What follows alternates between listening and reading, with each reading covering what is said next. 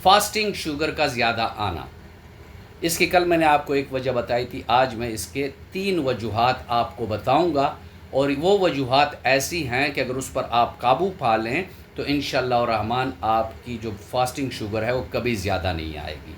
पहली वजह है किसी भी वजह से ज़हनी तनाव का शिकार हो जाना, बीवी के साथ लड़ाई हो जाना या कोई भी ऐसी बात जिससे टेंशन में इंसान मुब्तला हो जाता है। दूसरी वजह एक गैर मुतमईन सी नींद का होना, यानी नींद में जागते सोते रहना या नींद का डिस्टर्ब होना।